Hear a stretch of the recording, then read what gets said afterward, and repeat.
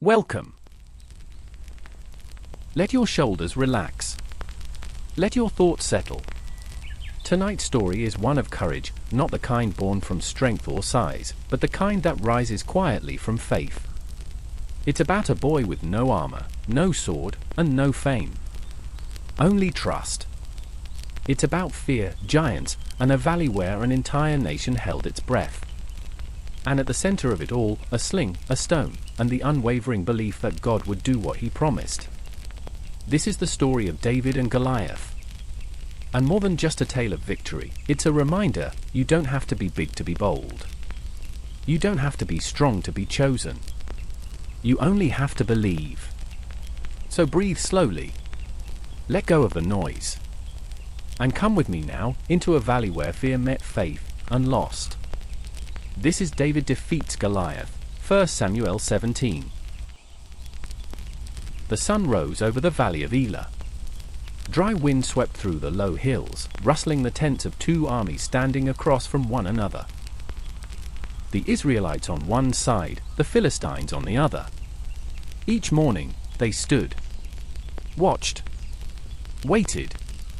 And then, he came. A man stepped forward from the Philistine ranks. A giant.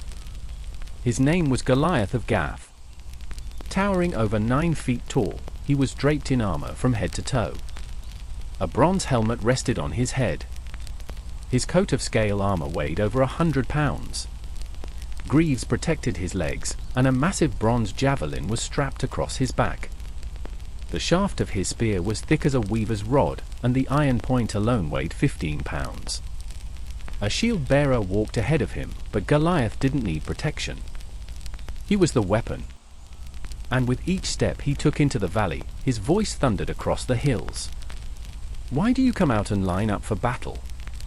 Am I not a Philistine, and are you not the servants of Saul? Choose a man and have him come down to me. The Israelites froze. If he is able to fight and kill me, we will become your subjects. But if I overcome him and kill him, you will become our subjects and serve us. Then he added, with contempt in his voice, this day I defy the armies of Israel. Give me a man and let us fight each other. Day after day, this happened. Morning and evening, Goliath stepped forward and repeated the challenge. And every time, the Israelite soldiers shrank back. Their hearts melted with fear. Even King Saul, once bold in battle, stood silent in his tent, uncertain and overwhelmed. No man dared move. No one dared answer. Goliath's voice echoed in the valley, and no one rose to stop him. Far from the battlefield, in the quiet town of Bethlehem, a young shepherd moved among his father's sheep.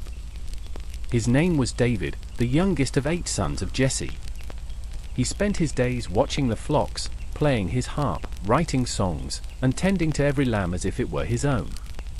No one outside the village would have noticed him. But God had. Jesse's 3 oldest sons had followed Saul to war. And one morning, Jesse called David from the fields. Take this roasted grain and these loaves of bread to your brothers, he said. And take these 10 cheeses to the commander of their unit. See how your brothers are and bring back word. David obeyed. He rose early, left the sheep in the care of another, took the supplies, and set out for the battlefield, not knowing that a moment was waiting for him there that would change everything. When David arrived at the camp, the army was just heading out to take their battle positions, shouting the war cry.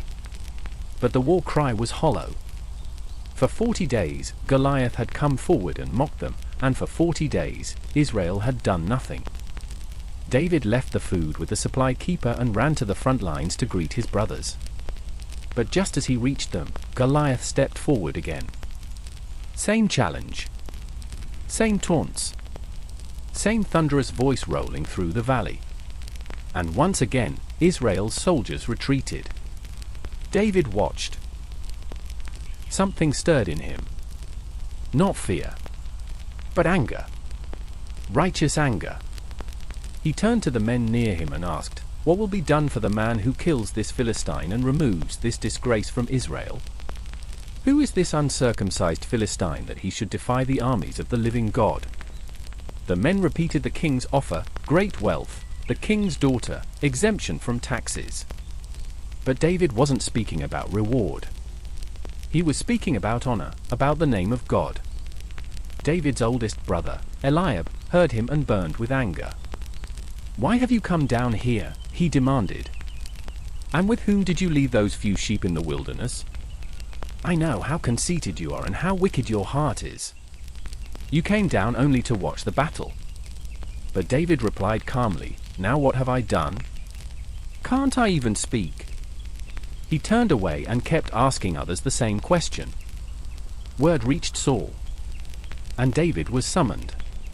He stood before the king, young, unarmored, unfamiliar. And he said something no one else dared. "Let no one lose heart on account of this Philistine. Your servant will go and fight him." Saul looked at him and shook his head. "You are not able to go out against this Philistine and fight him. You are only a young man, and he has been a warrior from his youth." But David didn't back down. David stood his ground. Not out of pride, not for reward, but because he believed the same God who walked with him in the quiet hills of Bethlehem would walk with him into the valley. He looked Saul in the eye and spoke plainly. "Your servant has been keeping his father's sheep. When a lion or a bear came and carried off a sheep from the flock, I went after it. I struck it and rescued the sheep from its mouth. When it turned on me, I seized it by its hair, struck it, and killed it." He paused. "The Lord who rescued me from the paw of the lion and the paw of the bear will rescue me from the hand of this Philistine."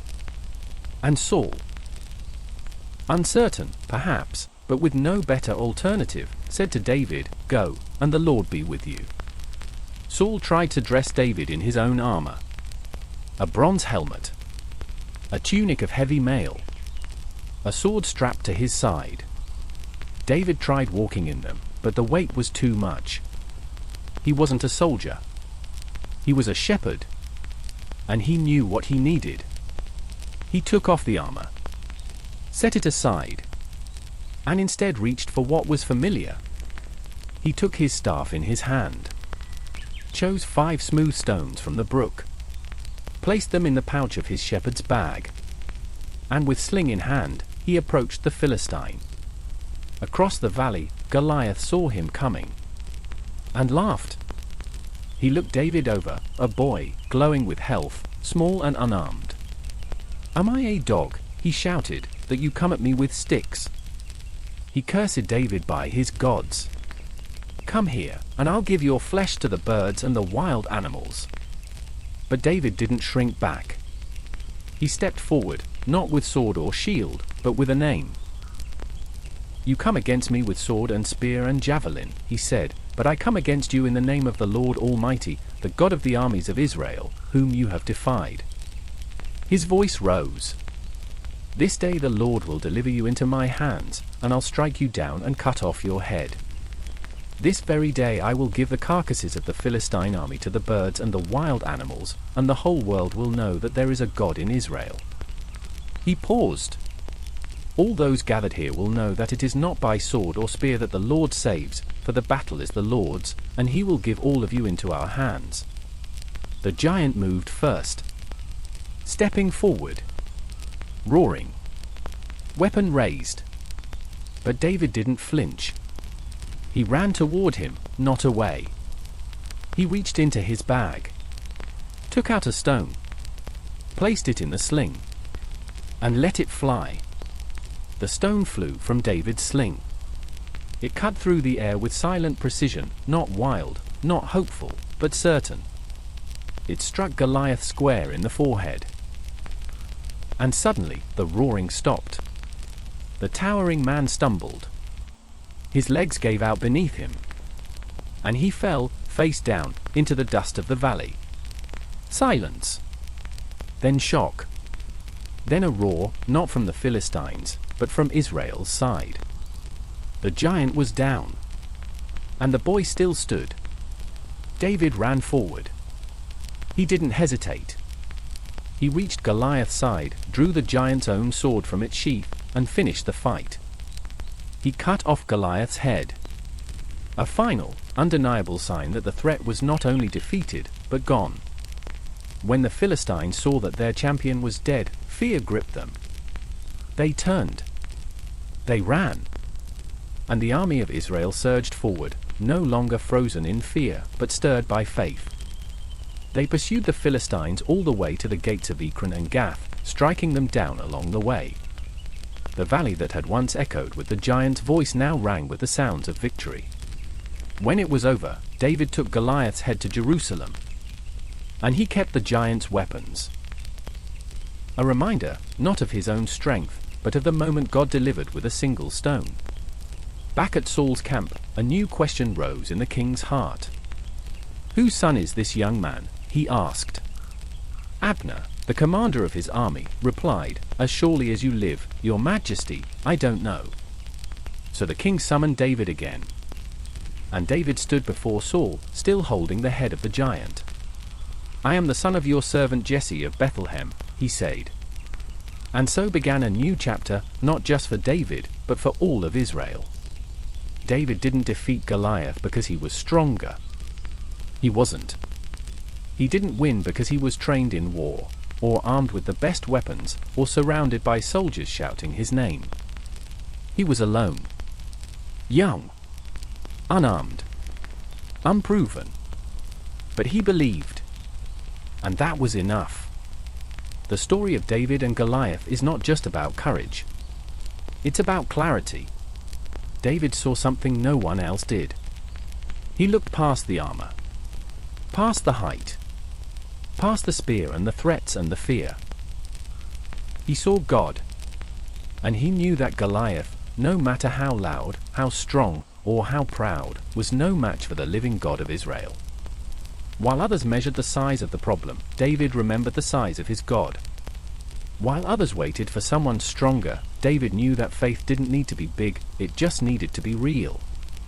When David ran toward the giant, he wasn't running into danger, he was running into purpose. Into calling. Into the kind of obedience that changes the course of history. He could have stayed with the sheep. He could have delivered the bread and gone home. But he didn't. He stepped into a moment no one invited him to, and became the answer to a problem no one knew he could solve. Not because he was ready, but because he was willing. So tonight, maybe you feel small. Maybe the giant in your valley is loud. Maybe the voices around you say you're too young, too unqualified, too unseen. But let David's story remind you, you are not overlooked. God sees. God calls. And sometimes, he chooses the one least expected, the one who doesn't fit the armor, to do something unforgettable. The battle was never about size. It was about faith. And when David stepped forward, he didn't need to become someone else. He only needed to be the one God had already prepared, a shepherd with a sling, and a heart fully his. So let your heart rest now. You don't have to know every step ahead. You don't have to be the strongest. Just faithful. Just ready. Just willing.